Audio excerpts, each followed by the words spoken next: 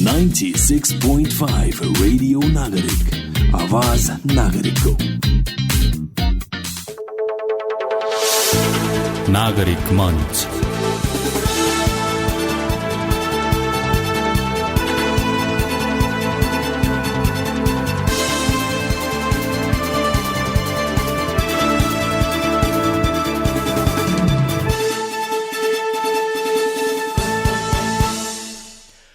नमस्कार, रेडियो नागरिकको दैनिक प्रस्तुति कार्यक्रम नागरिक मञ्चमा स्वागत छ। म कमल छेत्री। समसामयिक विषयमा कुराकानी गरिने यस कार्यक्रममा आज हामी नेपाल भारत सीमा विवादका विषयमा कुराकानी गर्दैछौँ। पछिल्लो समय नेपाल भारत बीचको सीमा विवाद चरम बिन्दुमा पुगेको छ। नेपालले पछिल्लो पटक आफ्नो राजनीतिक तथा प्रशासनिक नक्सामा कालापानी, लिम्पियाधुरा, लिपुलेक भूमिलाई समेटेपछि विवाद झन चरम बिन्दुमा पुगेको हो। भारतीय पक्षले भने नेपालले जारी गरेको नक्सालाई मान्न नसकिने जनाउ दिइसकेको छ। नेपालमा भने नक्सालाई संवैधानिक मान्यता दिने चर्चा भइरहेको छ। त्यसका लागि संविधान संशोधनका लागि सरकारले तयारी पनि थालिसकेको छ। आज हामी यिनै विषयमा परराष्ट्रविद हिरण्यलाल श्रेष्ठसँग कुराकानी गर्दैछौँ। उहाँ अहिले हाम्रो प्रत्यक्ष सम्पर्कमा हुनुहुन्छ। उहाँलाई स्वागत गरौँ। स्वागत छ श्रेष्ठज्यू कार्यक्रममा। नमस्कार, धन्यवाद। आज हामी तपाईसँग विशेष गरिकन नेपाल भारत सीमा विवाद अहिले चरम बिन्दुमा पुगेको प्रसङ्गमा कुराकानी गर्दैछौँ। भारतले एकलौटी रूपमा अर्थात् नेपाललाई जानकारी नै नदिई नेपालकै भूमि प्रयोग गरेर सडक खनेपछि नेपालले अहिले नक्सा सार्वजनिक जारी गरिसकेको छ, होइन? नेपालले संविधानमा नै उक्त नक्सालाई समेट्नको लागि संविधान संशोधनको तयारी पनि थालिसकेको छ। यी सम्पूर्ण पछिल्लो समय विकसित घटनालाई लिएर तपाईँले कसरी निहाल्नु भएको छ? यो नक्सा प्रकाशन एउटा महत्त्वपूर्ण कदम हो। नेपालको विरुद्ध भारतले नेपालको भूभाग आफूमा समावेश गरेर नक्सा निकालेपछि त्यो नक्सा अतिक्रमणको जवाफ राष्ट्रिय सर्वाङ्गीन नक्सा प्रकाशन गरेर दिनु पर्ने नै थियो। यो राम्रो काम अहिले सरकारले गरेको छ र त्यसको अथेन्टिसिटीको लागि, आधिकारिकताको लागि संविधान संशोधन गरेर लोगो पनि सच्याउने र नक्सा पनि संविधानमा राख्ने प्रक्रिया पनि थालेको छ। त्यो राम्रो छ। सबै नेता, सबै पार्टीहरूलाई नक्सा दिइसकेका छ र अब यो हाम्रो संसदले पास गरेपछि संयुक्त राष्ट्र सङ्घलाई पनि लगेर दिनु उपयुक्त हुन्छ। त्यो तपाईँको सुझाव भयो। अहिले हाम्रो नेपालले पछिल्लो समय नक्सा जारी गरेर संवैधानिक मान्यता दिने तयारी गर्दै गर्दाखेरि प्रधानमन्त्रीले केही दिन अघि संसदमा सम्बोधन गरेको कुरालाई लिएर अर्थात् नेपालले चालेको कदमलाई लिएर भारत भने असन्तुष्ट छ भनिन्छ। अहिले नेपाल र भारत बीचको तनाव झन् चरम बिन्दुमा पुगेको छ। दुई देश बीचको तनाव दुई देश बीचको तनावले शीर्ष स्थान लगिँदैछ भनिन्छ। अहिले यस कारणलाई लिएर अर्थात् नेपालले चालेको कदमलाई लिएर भारतीय पक्ष असन्तुष्ट त छँदैछ। नेपाल भने उत्तेजनामा आएको भारतले आरोप लगाइरहेको छ। यसमा कतिको सहमत हुनुहुन्छ? यसले गर्दाखेरि नेपालका गतिविधिले गर्दाखेरि दुई देशबीचको सम्बन्धमा के कस्तो असर पर्ला? यो नेपाल उत्तेजनामा आएको होइन, भारतले अतिक्रमण गरिकन पेल्या हुनाले नेपालले चाहिँ आफ्नो अडान प्रश्न राख्न आवश्यक भएको हो र नेपालले त आफ्नो प्रमाणको आधारमा, सुगोली सन्धिको आधारमा आफ्नो कुराहरू धेरै प्रमाण सङ्कलन गरेर लग्ने हो। अहिले मिडियामा नै क्रमशः आइरहेछ नेपालका प्रमाण के हो, तिरो तिरेकोदेखि लिएर जनगणना गराएकोदेखि लिएर इलेक्सन त्यहाँ चुनाव गराउँदाखेरिको मतदाता सूचीदेखि लिएर र उनीहरूले लेखेको पत्रहरूदेखि लिएर यथेष्ट प्रमाणहरू नेपालसँग छ। नेपालले भारतसँग बलको आधारमा होइन, प्रमाणको आधारमा वार्ता गर्ने हो। त्यसको तयारी अहिले भइराखेको छ। यो पनि अर्को सकारात्मक पक्ष हो। यो ठिक छ। जस्तो मैले जोड्न खोजेको कुरा चाहिँ के हो भन्दाखेरि भारत र नेपाल बीचको सीमा विवाद त छँदैछ। यो सीमा विवादमा मात्रै केन्द्रित रहला कि भारत र नेपाल बीचको अन्य सम्पूर्ण हाम्रो त अन्य धार्मिकदेखि लिएर सांस्कृतिकदेखि लिएर थुप्रै सम्बन्धहरू भारतसँग गाँसिएको छ। यो सम्बन्धलाई पनि कतै असर गर्ने हो कि सम्पूर्ण यो सीमा विवादका कारणले अन्य सम्बन्धहरूलाई पनि असर गर्ने हो कि भन्ने मेरो प्रश्न हो। मलाई लाग्छ सीमा विवाद त यतिका वर्षदेखि नटुङ्गिएको छ र अहिले वार्ताबाट निर्क्युलमा नपुगेसम्म फेरि लम्बिन सक्छ केही समय। तर के छ भन्दाखेरि अब वार्ता जहिले पनि सार्ने र त्यो ठाउँमा आफ्नो सेना राखिथाल्ने उसको जुन रणनीति उसको कूटनीतिक कुटिल चाल छ त्यो अब नचल्ने। नेपालले अब चाहिँ दृढताका साथ राजनीतिक दृढताका साथ नक्सा जारी गरेर दबाब दिया छ। उसले चाहिँ चीनले उकास्यो भनेर त्यहाँको आर्मी कमान्डरले बोल्या छ। इन्डियामा चाहिँ चाइना फोबिया देखिन्छ अहिले र चाहिँ अहिले चीन र भारतको बिचमा सिक्किमको माथि नाकोलामा र चाहिँ लडाकको पूर्वी भागमा छ। यो हिजो मात्र इन्डियन टिभीमा हेरेको थिएँ 5,000 चिनिया फौज लडाकमा थप्या छ र यसैले उनीहरूको पनि जोड्न सकिया छैन सीमा विवाद र यसैले अलि तुलनात्मक रूपमा चीन बलियो भएको हुनाले र चीन प्रतिको सन्तास भारतमा गएको रहेनछ बढ्या रहेछ भन्ने कुरा त्यहाँको मिडियामा यो हाम्रो लिपुलेखमा विषय उठेपछि जसरी टिप्पणीहरू लेखेर आइरहेछ हाम्रो कलाकारहरूलाई समेत चाहिँ राष्ट्रियताको पक्षमा बोल्यो भनेर यो लान्छना लाउने कामहरू गरिरहेछन्। त्यो चाहिँ मनोवैज्ञानिक रूपले चीनसँग तर्सेको चीनसँग आशंका बढेको प्रमाण हो। भारतीय सञ्चार माध्यमका पछिल्ला क्रियाकलापहरू हेर्ने हो भने पनि उनीहरूले अभिव्यक्त गर्ने कुराहरू हेर्ने हो भने पनि उनीहरूले सिधै नेपाल चीनसँग जोडिएको कुराहरू अर्थात् चीनको चलखेलमा नेपालले चाहिँ भारतसँग सीमा विवादको कुरा उब्काएको भन्ने भारतीय मिडियाहरूले प्रचार गरिरहेका छन् होइन। बिना तथ्य बिना आधार उनीहरूले गलत प्रचार गरिरहेका छन् जसका कारणले गर्दाखेरि नेपालीलाई त आक्रोशित बनाएको छ नै तर भारतीय नागरिकलाई पनि उतापट्टि उत्तेजित बनाइरहेको छ। यसले गर्दाखेरि दुई देश बीचको सम्बन्धमा अन्य असरहरू पनि पर्छ कि पर्दैन भन्ने कुरा हो। अहिले अरू सम्बन्ध भन्दा पनि कोरोनामा के भएको थियो भन्दाखेरि भारतमा भएका नेपालीहरूलाई भारतले नै त्यहाँ राख्ने उपचार गराउने नेपालमा भएका इन्डियनलाई नेपालमा नै राख्ने उपचार गराउने भन्ने समझदारी थियो। नेपालले ज्वाइँ पाले जस्तो यहाँ भारतीयहरूलाई राखा पनि थियो तर चाहिँ नि अहिले रेल सेवा सुरु भएपछि भारतमा बम्बेदेखि लिएर मद्रासदेखि लिएर आउन थाल्यो हुल्काहुल बोर्डरमा ल्याएर छोड्न थाल्यो। त्यो चाहिँ उतातिर राख्ने उपचार गराउने काम गरेका छैन। अहिले सङ्ख्या बढ्यो। यसैले यो कोरोनाको जसरी आयातित सङ्ख्या बढ्यो यसले पनि बोर्डर रेगुलेट गर्नुपर्ने दक्षिणतिर पनि काँडातारी लाउनुपर्छ कि भनेर तराईमै आवाज उठ्न थालेको छ। यो पनि एउटा नयाँ भएको छ। यसैले अहिले अनि नेपालको चिया निकासी बन्द गर्यो नेपालको पाम आइल चाहिँ पनि बन्द गरेको थियो अगाडि। यसैले अब नाकाबन्दी गर्ने हल्ला पनि चाहिँ आएको छ। चीनले बोल्दैन त कामले चाहिँ मद्दत गर्छ। अहिले मे 22मा सियानबाट नेपालको लागि सामान लिएर रेल छुट्यो र मे 23मा अर्को दिन चीनको कान्सु प्रान्तबाट लान्चौबाट अर्को कार्गो रेल छुट्यो। यसैले पहिले ट्रान्सपोर्ट र ट्रान्जिट एग्रिमेन्ट को पछि प्रोटोकलमा सही भयो कुन बन्दरगाहबाट आउने सुक्खा बन्दरगाह र समुद्री बन्दरगाह। अब त्यसको कार्यान्वयन हुँदै नेपालमा कसम कदाचित नाकाबन्दी भयो भने पनि सप्लाई हुन सक्ने देखियो। आर्मीको प्लेन पनि आयो चाइनाबाट नेपालको आर्मीलाई औषधिहरू दिनको लागि।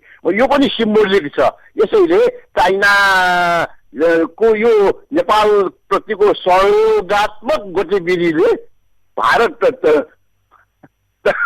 मनोवैज्ञानिक रूपले तर्सिएको अनुभव हुन्छ। भनेपछि चीनले देखाउन चाहेको अर्थात् अप्रत्यक्ष रूपमा भन्न खोजेको हो कि नेपाल सीमा विवादलाई लिएर पछाडि हट्नु हुँदैन। यदि भारतबाट कुनै प्रकारको असर पर्यो भने म पछाडि साथ दिन्छु भनेर चीनले अप्रत्यक्ष रूपमा साथ दिन खोजेको हो। उसले औपचारिक वक्तव्यमा त के भनेको छ भन्दाखेरि काला पानीको समस्या नेपाल र भारत बीचको समस्या हो, तपाईहरू वार्ताद्वारा टुङ्ग्याउनुहोस्, एकतर्फी कुनै यस्तो गतिविधि नगर्नुहोस् जसबाट सिचुएसन बिग्रन्छ, कम्प्लिकेटेड हुन्छ भनेर भनेको छ। भन्दाखेरि त्यसले दुईटा कुरा अङ्कित गर्छ। एउटा कुरा के छ भन्दाखेरि समस्या त्यो क्षेत्रको हामीसँग सम्बन्धित होइन, तपाईँहरूसँग सम्बन्धित हो। पहिले कालापानी कसको हो, लिम्पिया धुरा कसको हो टुङ्ग्याउनुहोस्, त्यसपछि अनि मात्र चीनसँगको त्रिदेशीय बिन्दु टुङ्ग्याउनको लागि वार्ता हुने स्थिति बन्छ। पहिले त नेपाल र इन्डियाले नै समाधान गरोस्, एकतर्फी काम नगरोस् भनेर उसले चाहिँ नेपालको सहमति बिना बाटो बनाएकोमा ठिक छैन भन्ने अप्रत्यक्ष सन्देश चाहिँ दिएको छ। र आएको छ र उसले चाहिँ 5 किलोमिटर रिपब्लिकमा बाटो जोडिया छैन, चीनले बनाएको छैन। यो पनि नेपाललाई चाहिँ बल दिने 2015 चाइना र इन्डियाको बिचमा बाटो खोल्ने सहमति हुँदा दुईटैलाई विरोध पत्र दियो। चीनले तुरन्त जवाब दिएर तपाईँहरूको प्रमाण छ भने हामी बढाउँदैनौँ भन्यो। अहिलेसम्म आफ्नो बढाएको छैन। उनीहरूले व्यापारको लागि बाटो, तीर्थयात्रीको लागि बाटोको कुरा हो, त्यो चाहिँ हामी तपाईँहरूको प्रमाण छ। होइन, मैले जोड्न खोजेको कुरा चीनको भूमि कतै शङ्कास्पद देखिएको हो कि भन्ने। मैले जस्तो किन भन्दाखेरि 2015 भारत र चीन बीच द्विदेशीय सम्झौता भयो। चीनलाई पनि थाहा थियो त्यो भूमि, जुन भूमिलाई उनीहरूले प्रयोग गर्ने भनेका थिए व्यापारिक रूपमा, त्यो भूमि विवादित थियो भन्ने कुरा चीनलाई पनि थाहा थियो, भारतलाई पनि थाहा थियो। थाहा हुँदाहुँदै पनि उनीहरूले द्विदेशीय सम्बन्ध गरे व्यापारिक नाकाका रूपमा विस्तार गर्ने भनेर। त्यति बेला चाहिँ व्यापारिक नाकाका रूपमा विस्तार गर्ने भनेर चीनले पनि स्वीकार गर्यो, भारतले पनि स्वीकार गर्यो, नेपाललाई थाहा नै नदिई उनीहरूले सम्झौता पनि गरे। अहिले फेरि चीनले नेपाललाई साथ दिएको जस्तो गरेको देखिएको छ। तपाईँको भनाइलाई आधार मानियो भने चीनको भूमिका कतै अलिकति शङ्कास्पद मान्ने हो कि भारतलाई पनि कतै उतापट्टिबाट ब्याकअप र नेपाललाई पनि यतातिरबाट पछि नहट भनेर सङ्केत दिएकोलाई के भन्नुहुन्छ? चीनको अहिलेको पहिलेको चीन र अहिलेको चीनमा कहाँ फरक छ भन्दाखेरि मासेतुङको भन्दा अहिले सी जिनपिङको चीनमा पहिले चाहिँ चीनलाई टुक्राउने काम, तिब्बतीन विखण्डनवादीलाई उचाल्ने काम नगर मात्र भन्थे। अब आएर चाहिँ दक्षिण एसिया पस्ने प्रवेशद्वारको रूपमा नेपालको नाकाहरूलाई प्रयोग गर्न चाहेको छ। त्यो चाहिँ त्यहाँ मार्केट ओरिएन्टेड एप्रोच चीनमा अहिले चाहिँ प्रबल छ। यसले गर्दाखेरि उनीहरू व्यापारको दृष्टिकोणले, व्यावसायिक दृष्टिकोणले बाटो खोल्न चाहन्छन्।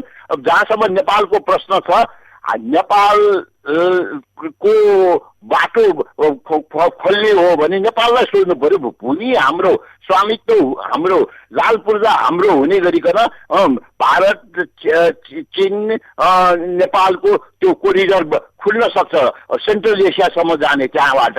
तर नेपाललाई उनीहरूले चाहिँ अनुरोध गर्नुपर्छ, नेपालको स्वामित्वलाई स्वीकार गर्नुपर्छ। र यसैले त्यो कुरामा चीन प्रश्न छ, तयार छ उनीहरू हामीसँग कुरा गर्नलाई। पहिले कालापानी कसको टुङ्ग्याउनुहोस् दिथेरी, त्यसपछि चाहिँ हामी बाटो खुलाउनेको बारेमा त्रिदेशीय कुरा गर्छौँ भन्ने उनीहरूको देखिन्छ। र चीनका लागि अस्ति मात्र फर्कनु भएको नेपालको राजदूत लीलामणिजीले पनि उनीहरू स्ट्याटस कोमा राखेका छ त्यो ठाउँलाई। नेपालले विरोध पत्र दिएपछि 2015 त्यहाँ काम बढाएको छैन। त्यसमा नेपालको गुनासोलाई सुनेर सम्बोधन गर्न खोजेको छ। भारतले त्यो गुनासै नसुनिकन पिर्न खोजेको छ र बाटो कोरोना भएको बेला पनि बनाएर अगाडि बढाएको छ। त्यसैले दुईटामा फरक छ।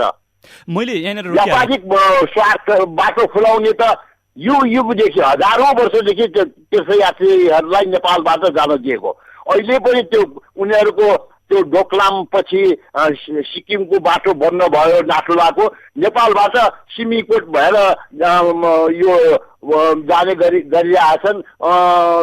यतातिर अर्को नाकाबाट पनि जाने गरिरहेछन्। र चाहिँ यसैले बाटोमा नेपालले कहिले तीर्थयात्रीहरूलाई अवरोध गरेका छैन। पश्चिमी मल्ल यो खस मल्ल राज्यको बालामा त तिब्बतको त्यो ठुलो भाग समेत नेपालको अन्तर्गत थियो र चाहिँ कैलाश मानसरोवर नेपाली भएर जानुपर्ने थियो भने कहिले पनि नेपालले एउटा धार्मिक विश्वास राख्ने देश भएको हुनाले तीर्थयात्रीलाई रोकेका छैन। त्यो आधारमा बाटो जान अहिले पनि दिन तयार छ, तर भूमि चाहिँ नेपालको होस्, नेपालको पर्मिसन लिएर मात्र त्यहाँ बाटो खुलाउने काम गरोस्, यस मान्यमा त्यो कुरामा चीनले एग्री गरेको छ। नेपाललाई अहिले अगाडि बढाएको छैन। अहिले हामीलाई चाहिँ बोलियो नै के छ भन्दाखेरि चीनले बाटो बनाउँदा पनि 5 किलोमिटर चीनतिर त्यो जोडिएकै छैन, उसले नेपाललाई नै हेरेर नजोडिकन बसिरहेको छ। मैले हजुरलाई यहाँनिर रोकिहालेँ, तपाईँ विदेश मामिलाको जानकार हुनुहुन्छ होइन? भारतले पछिल्लो समय नेपाललाई आरोप लगाइरहेको छ कि नेपाल चीनको चलखेलमा चाहिँ भारत विरुद्ध उभिएको छ। भारत के आधारमा चीनसँग हामी नेपालीलाई आरोप लगाइरहेको छ कि हामी नेपालीहरू अर्थात् नेपाल चीनसँग जोडिएको छ भनेर? उसँग केही आधार छ या आधारबिन आरोपका लागि आरोप मात्रै लगाइएको हो? छ त, उनीहरूले एक अर्कोमा भारतले प्रत्यक्ष आरोप लगाएको छ, चीनले चाहिँ नि अप्रत्यक्ष व्यवहारले जवाब दिइरहेछ। अहिले नि मैले अघि पनि भने नि त्यो सिक्किम माथि पनि घसम घसा परिरहेछ, उसमा पनि लडाखमा पनि परिरहेछ र चाहिँ डोकलाममा डोकलाम त भुटान र चीनको सीमा हो नि, त्यहाँ इन्डियन फौज गएपछि त्यो बेला त्यहाँको परराष्ट्र मन्त्रालयको चीनको प्रवक्ताले बोलेको मलाई याद छ, यदि चीनको आर्मी कालापानीमा गएर बस्यो भने के हुन्छ, तिमीहरू किन चाहिँ हाम्रो र भुटानको सिमानामा आउँछौ इन्डियन फौज भनेर त्यो बेला चाहिँ जवाब दिएको त्यो याद छ मलाई, त्यसको कठिन छ भने उनीहरूको बिचको द्वन्द्व सिमानाको अरू कुरामा प्रगति भए पनि व्यापारमा आर्थिक क्षेत्रमा यो रणनीतिक सिमानाको कुरामा समस्या समाधान नभएको हुनाले उनीहरूको बिचमा द्वन्द्व छ र नेपाललाई मद्दत किन गर्छ भन्दाखेरि नेपाल सोझो उभिन सकोस्, बाह्य दबावको प्रतिकार गर्न सक्षम बनोस् भनेर मद्दत गर्ने गरेका छ। झन्डैले पार्टीभित्र द्वन्द्व चर्कँदाखेरि सी जिनपिङले राष्ट्रपतिसँग फोनबाट कुरा गर्यो, यो इलेक्ट्रोनिक मिडियाबाट, र राजदूतले सबै नेताहरू प्रधानमन्त्री र पार्टीका नेताहरूलाई भेटेर एकताको लागि चाहिँ नि उनीहरूले अप्रत्यक्ष सघाएको देखिन्छ केही समय अगाडि। त्यो सबैले बुझेकै कुरा हो, नेपाल एकत्रित होस्, एकताबद्ध होस्, बाह्य हस्तक्षेपको प्रतिकार गर्न सकोस् भन्ने कुरामा उनीहरूको कूटनीतिक सपोर्ट छ। यसैले उनीहरू प्रश्न छ। मैले अलिकति प्रसङ्ग बदल्न चाहेँ। अहिले नेपालले जारी गरेको नक्सालाई भारतले औपचारिक रूपमा अस्वीकार गरिसकेको छ होइन? भारतीय थिङ्क ट्याङ्क तथा दक्षिण एसियाका विज्ञ तथा नेपाल मामलाका विशेष जानकार सँगै जेएनयूका प्राध्यापक एसटी मुनिले नेपालकै टेलिभिजनलाई दिएको एक अन्तर्वार्ताका क्रममा नेपालले देखाउने गरेका तथ्यभन्दा भारतसँग फरक तथ्यहरू भएको तर्फ सङ्केत गर्नुभएको थियो, सीमा विवादलाई लिएर, अर्थात् नेपालले आफ्नो भूमि दावी गरिरहेको प्रसङ्गलाई लिएर। त्यस्तो नेपालभन्दा बाहेक अर्थात् नेपालसँग भएका, नेपालले देखाउने गरेका भन्दा फरक तथ्य भारतसँग केही होला? छ पनि देखाउनु पर्यो नि, बल मिचाइ गर्नु भएन। सेना किन अगाडि आउने? बिजेपीले बोला भए हुन्थ्यो नि राजनीतिक तहबाट। त्यो किन भन्दाखेरि उनीहरूले कालापानीदेखि लेक क्षेत्र सेनाको रणनीतिक स्वार्थ राखेर उनीहरूको उपस्थिति जनाएको छ। नेपालले राज्यको उपस्थिति त्यो बेला जनाउन नसक्दाखेरिको र फौजलाई फर्काउन नसक्दाखेरिको यो कमजोरीको फाइदा अहिले लिइरहेको हो। अब त्यो कमजोरी हटाएर अगाडि बढ्नुपर्ने चुनौती आएको छ। यसैले र अहिले नक्सा निकालेपछि उनीहरूले नेपालले नक्सा निकाल्छ भन्ने थिएन। यहाँ एकदम चाहिँ नेपालीहरूले भारतलाई नसोधिकन चाहिँ किन नक्सा निकाल्ला र भन्ने निकालेपछि झस्किया छ। फेरि अपूर्व राष्ट्रिय एकता देशभित्र देखियो। यहाँ सबै पार्टी विज्ञहरू नागरिक समाजदेखि लिएर सरकारसम्मको एउटै भोइस छ सिमानाको रक्षाको विषयमा। यो गर्दाखेरि अब वार्ता छिटो गर्नको लागि दबाव सृजना भएको देखिन्छ। अहिले कालापानी, लिपुलेक र लिम्पियाधुरा भूभागलाई लिएर कतै नेपाल पनि चुकेको हो जस्तो लाग्दैन। सुगौली सन्धि 1816 मा भएको सुगौली सन्धि अनुसार काली पूर्वको भूमि हाम्रै हो भन्ने प्रश्न यदि नेपाललाई थाहा थियो भने आफ्नो नक्सा यति बेलासम्म वर्षौंसम्म किन समावेश गर्न नसकेको, किन त्यसलाई आफ्नो भूमि दाबी हुँदाहुँदै आफूसँग प्रमाण हुँदाहुँदै किन त्यसलाई विवादित भूमि भनेर स्वीकार गरेको, यो नेपाल पनि चुकेको जस्तो लाग्दैन तपाईँलाई? त्यसरी कमजोरी नदेखाएको भए यति समस्या लम्बिएर बस्ने नै थिएन नि। पहिलो अब त्यो नगेन्द्र प्रसाद रिजाल भन्ने पञ्चायत कालको सबभन्दा कमजोर प्रधानमन्त्री भए बेला 32 सालतिर त्यो चाहिँ चुच्चे नक्सा हुनुपर्नेमा बुच्चे नक्सा भारतले तयार गरिदिया नक्सा नेपालले प्रकाशित गरे हो। त्यो त्यहाँनिर नेपाल चुकेको हो, महाकाली सन्धि गर्दा चुकेको हो। सम्पूर्ण सीमा नदी महाकाली हो र चाहिँ यसको मुहान लिम्पियाधुरा भनेर लेख्नुपर्नेमा महाकाली सन्धिमा भारतले खेलाएर यहाँका नेताहरूलाई के लेख्न लगायो भन्दाखेरि अधिकांश भाग सीमा नदी हो भन्छ। अब केही भाग होइन कि भन्ने भ्रम पार्ने गरिकन त्यो त कमजोरी छ नि। म त्यस्तै 69 मा सब 18वटा नाकाबाट भारतीय चेकपोस्टलाई हटायो उत्तरी सिमानामा। एउटा 70वटाबाट फर्क्यो, एउटा कालापानी एरियाबाट फर्किएन। र त्यसपछि पनि उनीहरूको बिचको सीमा युद्ध सकिएर त्यो फर्काउनु पर्थ्यो, तर त्यो फर्काउन नसक्नु अर्को भुल हो। यसैले महाकाली सन्धि बेलाको कमजोरी यो फौज फर्काउन, उनीहरूको चौकी फर्काउन नसक्ने कमजोरी, सीमा अतिक्रमण गर्दा सीमाको जवाब दिन नसक्नु, यो चुच्चे नक्सा निकाल्न नसक्ने कमजोरी र चौकीहरू आफ्नो राख्न नसक्नु, गृह मन्त्रालयको कमजोरी, नक्सा निकाल्न नसक्नु नापी विभागको कमजोरी र चाहिँ यो यस्तो अनेकौं नेपाल तर्फबाट कमजोरी छ। अब त्यो एकपछि अर्को सुधार्दै एक भएर दृढताका साथ अगाडि बढ्नुपर्छ। अब हामी कार्यक्रमको लगभग अन्त्यतिर आएका छौँ। अन्त्यमा संक्षेपमा जवाफ दिने प्रयास गर्नुहोला। अहिले नेपालले भने वार्ताको लागि विशेष प्राथमिकता दिएको छ, कूटनीतिक संवाद भनेर अडान रेडिरहेको छ।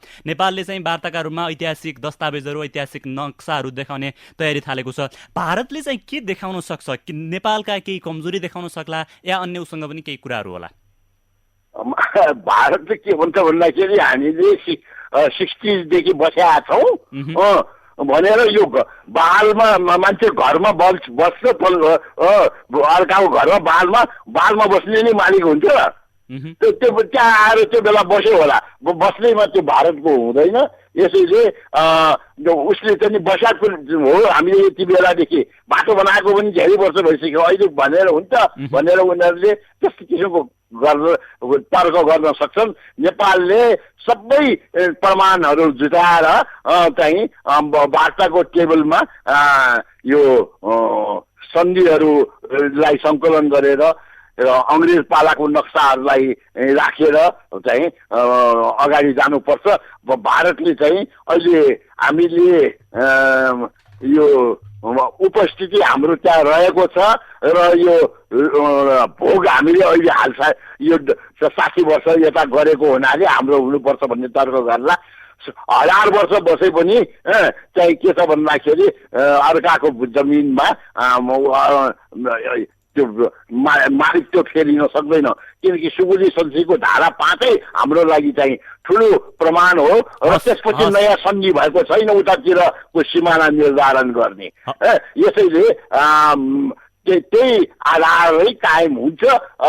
यो वार्ता गर्दा पनि नभए अन्तर्राष्ट्रिय अदालत गयो भने पनि क्यामेरुनले नाइजेरियासँग जित्या जस्तो हामी नै जित्छौँ प्रमाणको आधारमा। हस्, महत्त्वपूर्ण समय र विचारका लागि धेरै धेरै धन्यवाद। धन्यवाद विचार राख्ने अवसर दिनुभएकोमा। हवस्, उहाँ हुनुहुन्थ्यो परराष्ट्रविद हिरण्यलाल श्रेष्ठ। उहाँसँग विशेष गरी नेपाल भारत सीमा विवादका विषयमा केन्द्रित रहेर कुराकानी गर्यौं। आजका लागि नागरिक मञ्चको समय सकियो। म कमल छेत्री बिदा हुन्छु। नमस्कार।